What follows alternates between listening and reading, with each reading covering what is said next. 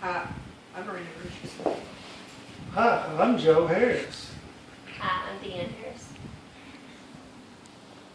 This is And Olympic gold medalist Emil Zatopek once said we are all different in essence from other men. If you want to win something, run 100 meters. If you want to experience something, run a marathon. Today I will demonstrate why running is one of the greatest hobbies on the face of this planet. First, I'll explain to you the endorphin rush and the feelings of accomplishment after running. I will show you why it is such a great form of cardiovascular fitness and how it improves your bodily functions. And lastly, I will show you how it has motivated me to continue running through a couple stories. My information that I will present to you today has come from a list of credible sources including the New York Times, the University of Bonn, German neuroscientists, and two of my favorite running books. Running is an enlightening experience, whether you run a lap around a track or if you run 100 miles in under 24 hours. First, let me start off with the endorphin release. Endorphins are a chemical in the brain that are released when feelings of love, happiness, and when you hear great music. It is also released when you run very long distances. These endorphins increase your emotional response, which in turn gives you feelings of joy and happiness. In the book, Ultramarathon Man, by Dean Karnazes, he explains these intense emotions from this endorphin release when he ran his first all-night run, his first 50-miler, and especially his first 100-miler at the Western States Endurance Run in California. Not only that, but German neuroscientists performed a study on a group of runners.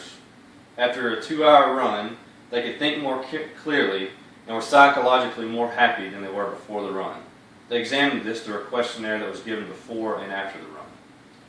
Now that you know what running does for your emotions, let me explain to you what it does for your body. Running increases your cardiovascular fitness, meaning that your cardiac system, your heart, arteries, veins, and capillaries work more effectively when running. Not only does it lower your blood pressure, but it also lowers your heart rate. The reason your blood pressure is lowered is because the pressure that is pushed through your veins and arteries while you're running breaks up clots and fat buildups within your arteries.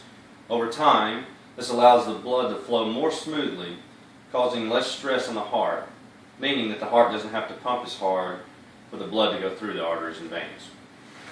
Running also strengthens the lungs.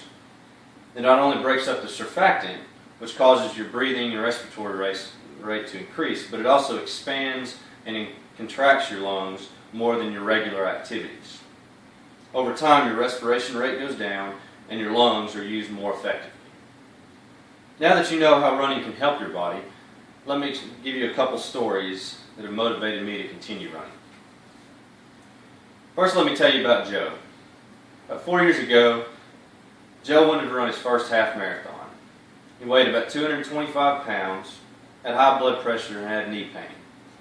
Throughout the last 4 years, he has continued and progressed in his running and has completed 3 50-mile races and plans to run his first 100-mile race in October. His blood pressure is in normal range, especially for the fact that he's almost 50.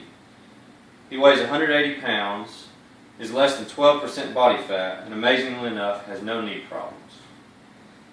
Next, there is a man I know whose name's OL. 3 years ago, he was in a major car wreck, which caused him to almost never walk again. He had a hip replacement and has no ligaments in his left knee.